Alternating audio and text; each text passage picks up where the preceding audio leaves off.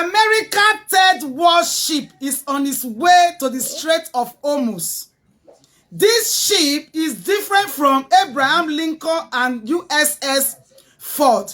This one is called Tripoli. It's a warship that is carrying U.S. Marine and sailor. They are designed to go and protect the Strait of Hormuz. This one is not to fight attack. No, this one is to protect any attack coming to disturb all these people that is passing through the Strait of Hormuz. It is like the European, just took Donald Trump for granted. They think Donald Trump doesn't have the plans to open the Strait of Hormuz, or doesn't know that the Iranians are going to hold the Strait of Hormuz hostage. They know everything before they carry out the strike, and they have also had their strategy before they carry out the strike. The call on the European Union was just a test of faith to see if they are really alien as they said. But now, the USS another warship, which is called the Tripoli, is already on its way. It is now it has passed Japan. In a week time, it will arrive in the Middle East. And meanwhile, the Abraham Lincoln has also left the Middle East. And America is also planning to bring more other troops to the Middle East. But this one is just planning. They are just debating it already. But the 5,000 are already on the way. Those are the ones to protect all those ships that will be passing through the Strait of Hormuz. Because that Strait of Hormuz, it is the only thing remaining for the Iranian to hold on to. And Donald Trump is not going to let them to hold the whole war to hostage just because they did not win the war they have been bargaining for over 47 years. They have been long preparing for this war. I don't even know what they take American for. Now their airspace is gone. Their air defense is gone. The sky is so empty. The US is flying in and flying out. The Israeli Operation Roaring Lion is flying in and flying out. They don't have anything that is defending there apart from the lithium missiles of about 5% that they have left. That is what is not giving them the strength to think they can be able to block the Strait of Hormuz. The whole European Union, the NATO, will be so surprised to see when American troops, sailor, marine will arrive at the Strait of Hormuz and protect all those ships that is passing through the Strait of Hormuz. If I was to beat Donald Trump, I will take over that Strait of Hormuz. Yes. Yes, because after this war, Donald Trump, America will take over that Strait because they have spent billions. They have spent billions in this very war. They are not going, America will never fight a war that they will not lose. No, all this money, they are going to gain it back in one way or the other, just like what happened in Venezuela. So for me, I will advise Donald Trump to seize that Strait of Hormuz and take control of the ship that pass through there. Yes. Yes, because all this European Union, they think they are intelligent, they are wise, they know how to use America for their own benefit. When Americans are sick for their help, they refuse to reciprocate that very help back to America. But before we continue, let's listen to this update of the new plan of America to deploy more military from America. This one is different from the one that is already on the way, coming as the marine and sailor to guide that very Strait of Hormuz. They have already almost arrived.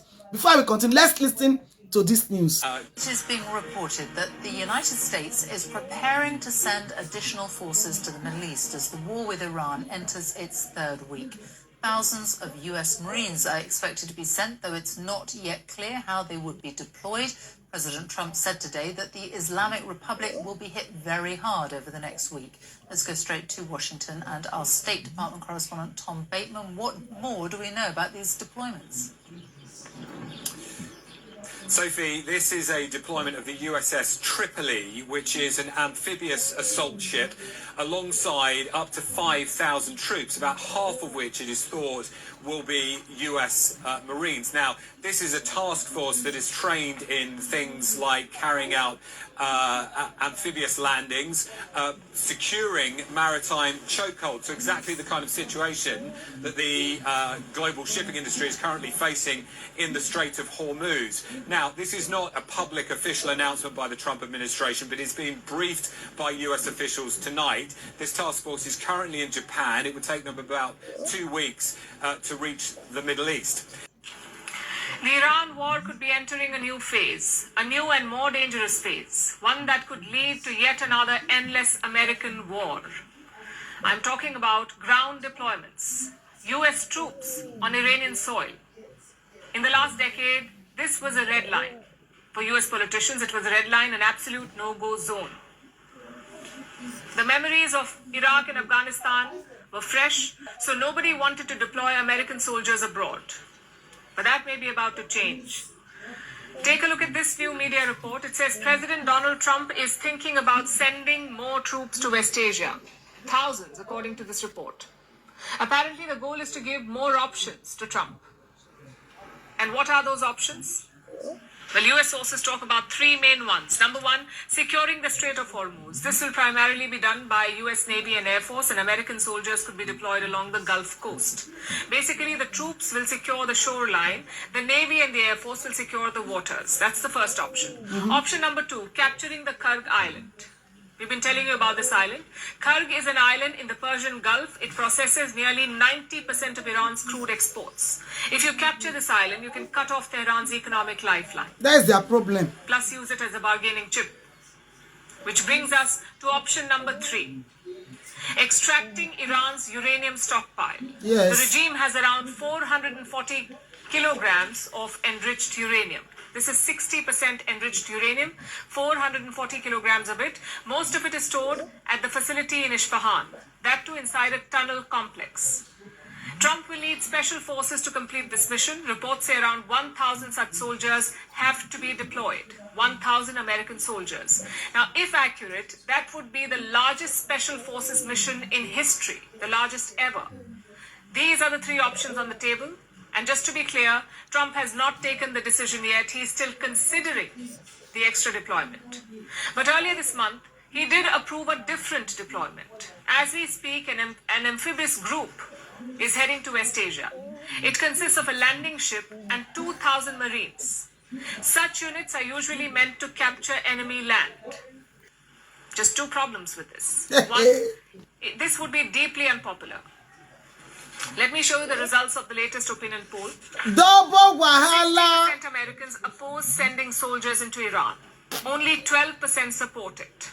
Even among Republicans, even among Trump's own party, It doesn't need their support. 38% Republicans oppose ground deployment. Yes, it's true, but 35% are unsure. it doesn't need their Only support. 27% support it. It doesn't need it. Trump's party is already split on this. It's war. a lie. Not a lie. Like Split Tucker squad. Carlson and Joe Ow. Rogan have criticized it. If Trump sends in US troops, the criticism will sharpen. That's the main problem. Secondly, the conditions are not suitable.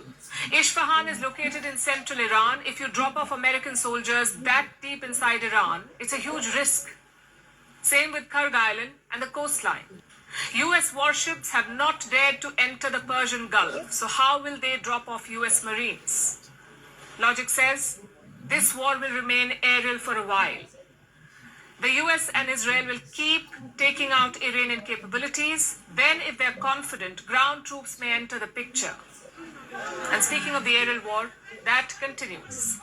Iran fired more ballistic missiles at central Israel. Some of them were carrying cluster bombs. Several buildings in Tel Aviv were damaged by the strikes, and one foreign worker was killed. See the missiles. Just one missile, you can't open mouth, you can't many.